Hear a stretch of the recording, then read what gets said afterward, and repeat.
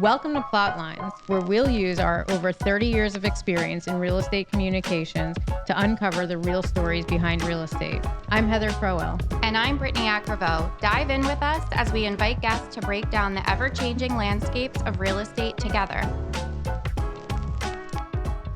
Welcome back to PlotLines, a podcast all about rewriting headlines in the real estate industry. We're joined today by Matt Connors, the Vice President of Development at Sinatra Company Real Estate. Matt, thanks so much for being with us today.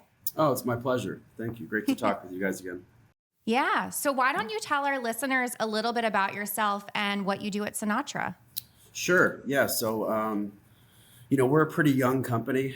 We've been around for 14 years and I've been here 13. So, we started with, 3-4 employees and now we're up over 200 now and in multiple states. So, I run the development side.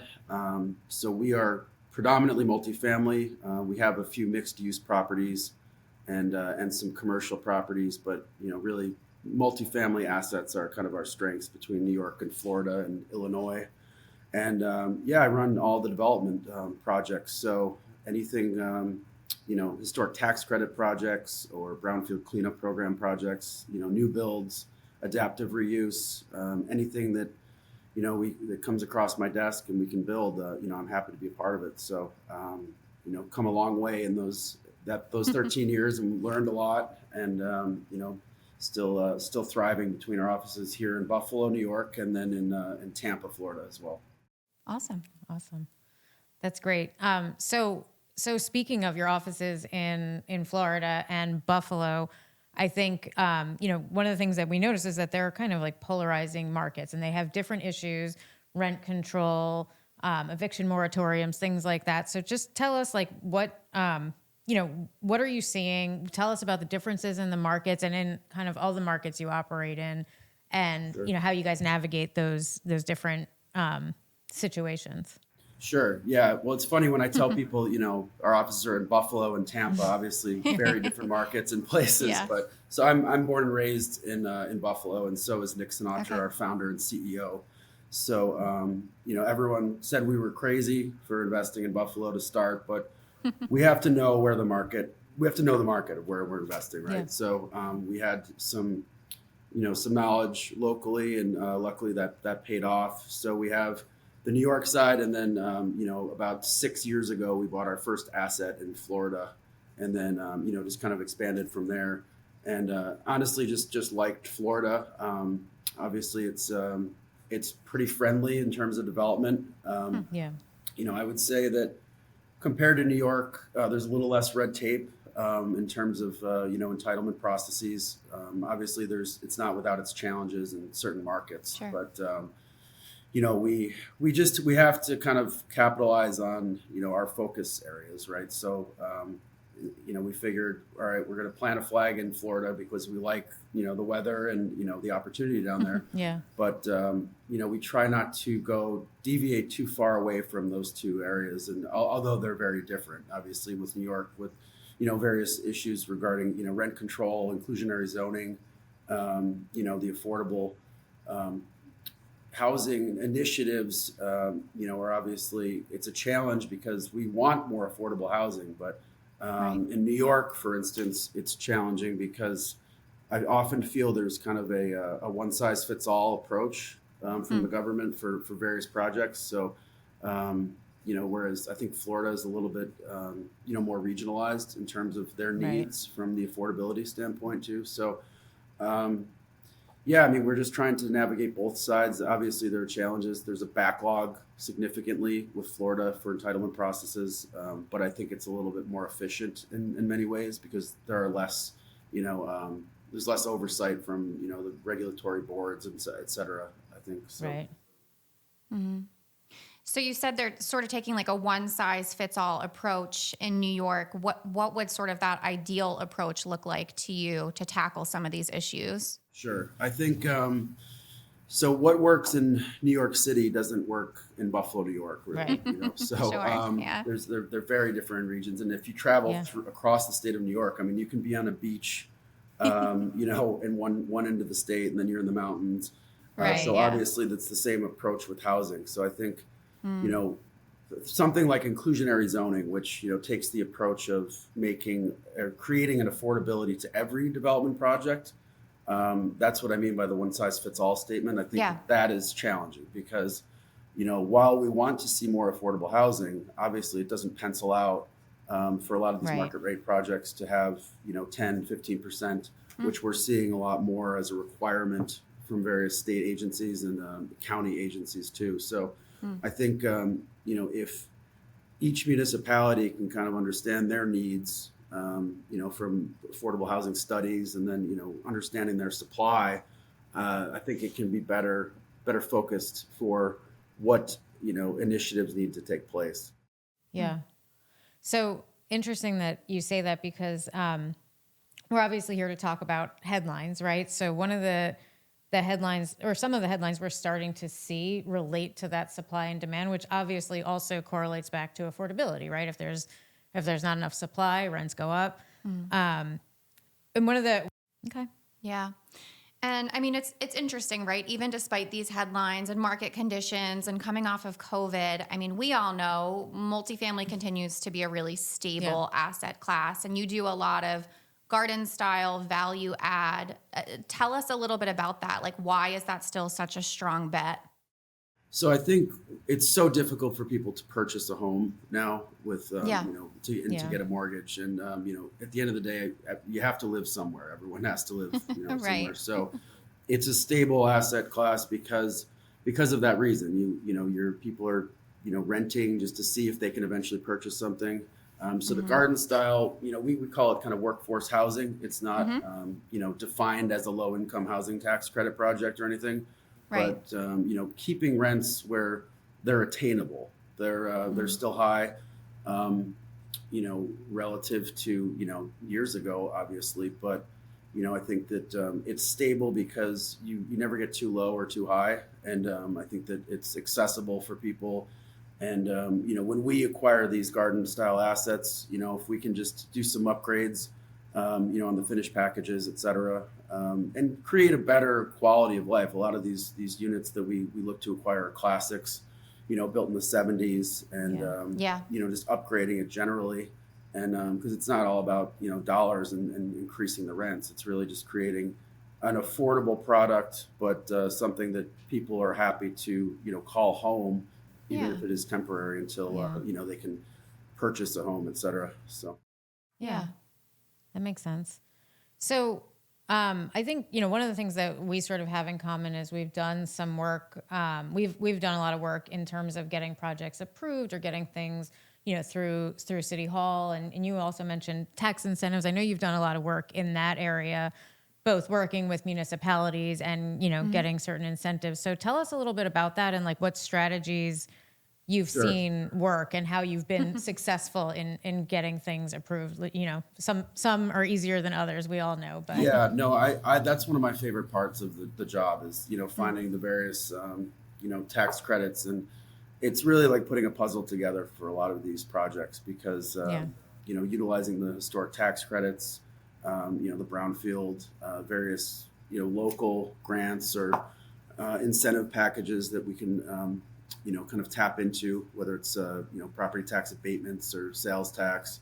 yeah, Navigating that through City Hall, it's interesting because I think a lot of people make the mistake that you need to start high up in a lot of these places like City Hall, like, Right. start with the Right. mayor or something like that when you're trying to get projects entitled.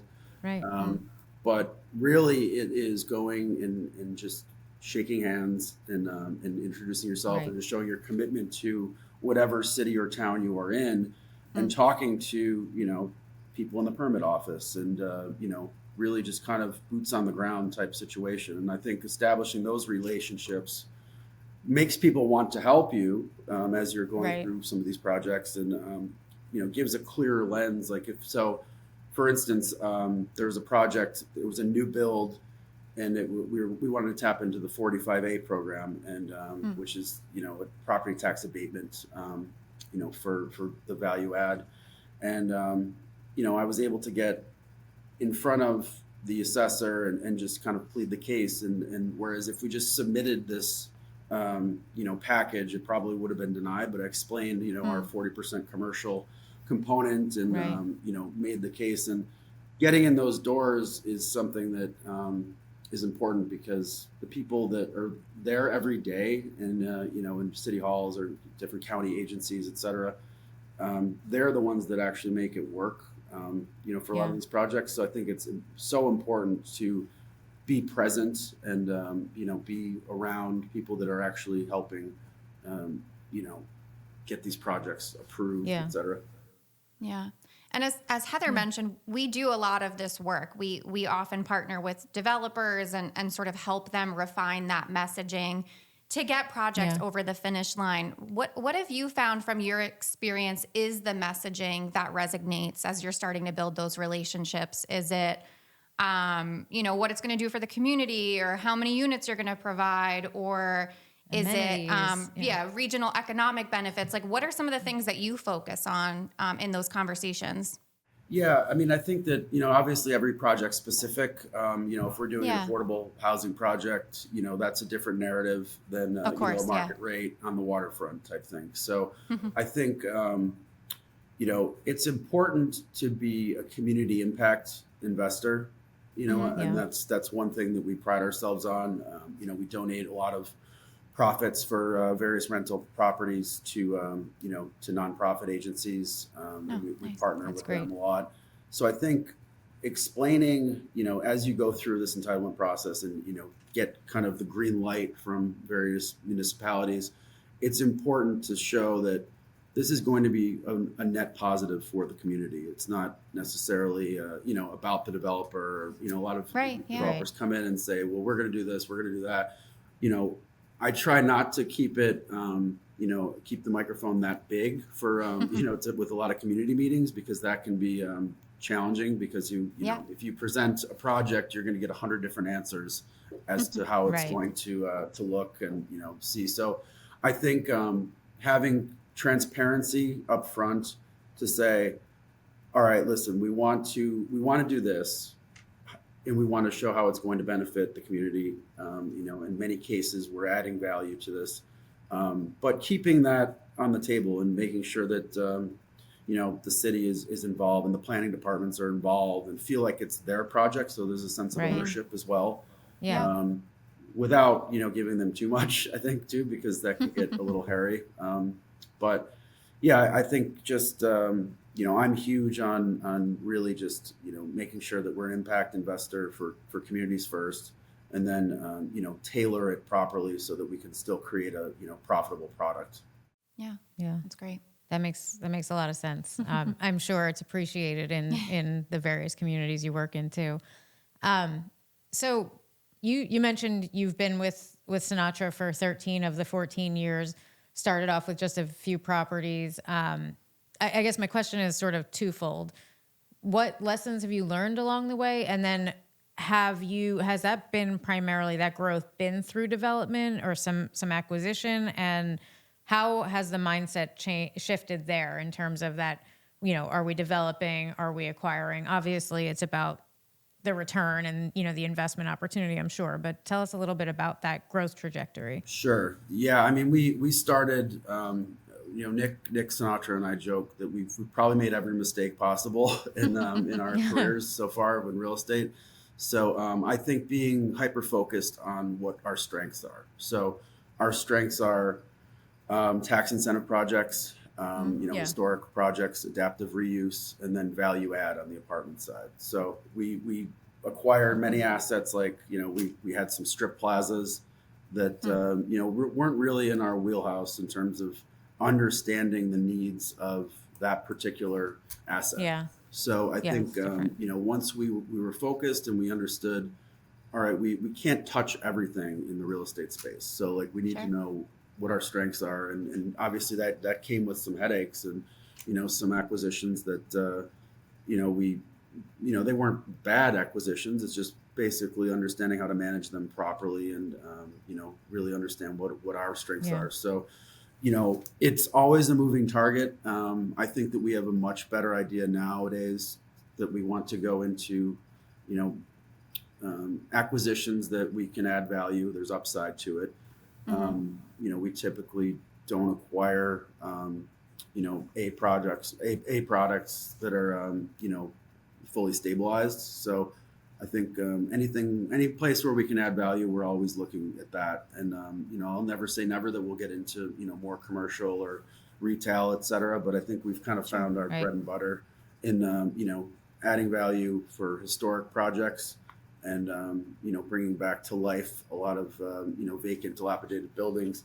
And then also with these garden style units where we can, kind of churn and burn, I guess, with, getting units properly stabilized. Right. Yeah. Thanks for sharing that. All right. Well, so we want to sort of circle back to where we started, right? Which is about the headlines that we're seeing in multifamily. And as I'm sure you're aware, they're a little bit all over the place, right? Some are that it's rebounding. Some are saying apartments are going to be the next real estate business to struggle. So where are you at? If you could write your own headline for multifamily right now, what would that look like? Well, I think that, I have seen the headlines about, apartments are next, but like I said earlier, you always need a place to live. So I think that the headline would be, just wait, the dust will settle in terms of the interest rate environment and, market conditions. And, never bet against, Dr. Linneman, Peter Linneman, I love watching him. And he always says, never bet against the U.S. economy in a lot of his, podcasts, et cetera. And, I wouldn't bet against, the need for our housing shortage. So, that's kind of it's very clear that we need more and more housing and units in the millions range. So, I would just say that the dust will settle in terms of, the financing side of things, but, just remaining bullish, I guess, across the board, which is probably the longest headline you'll ever receive. My apologies on that. So that's all right. You gave us the headline, the subhead, and maybe an intro. Maybe, so it was great. Yeah, exactly. Yeah, exactly. All right. That's awesome. Well, Matt, thank you so much for being with us today. We really appreciate your insights. My pleasure. And I love your set. It looks fantastic. Oh, thank you. Thank you. So that was really interesting. I think, surprisingly interesting anecdotes. Yeah. What did you think? What resonated with you the most? I thought it was really cool that he talked a little bit about like the community side and having that transparency and communication with. And you do so much work in that area. Yeah. So, and you and I talked about that when we did our introduction to this podcast. I said, I think a lot of people think about the messages and even we're focused on the press headlines. Right.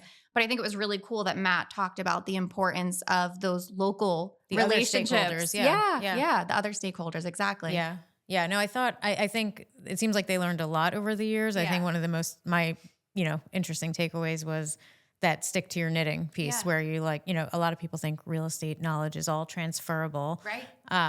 And different asset classes require different mentalities and different knowledges and skills. So, I thought that was interesting. Yeah, me too. 100%. I think on the show, we're talking to people who do so many different things, right? Maybe they touch commercial, residential, maybe a little bit of both. Maybe they're in specific markets, but but really cool to talk with Matt about how Sinatra is staying really focused on what they do best, not writing anything off. Markets that they know and they have gained a foothold in. Yeah, so. And New York and Florida. I mean, what better examples, as you said, of polarizing markets that have so many different things happening. So. It was good to have Matt break it all down for us today. Yeah. Well, thanks for joining us. We'll see you again in a few weeks. This podcast is a production of Gregory FCA. If you enjoyed our discussion, please subscribe wherever you listen to podcasts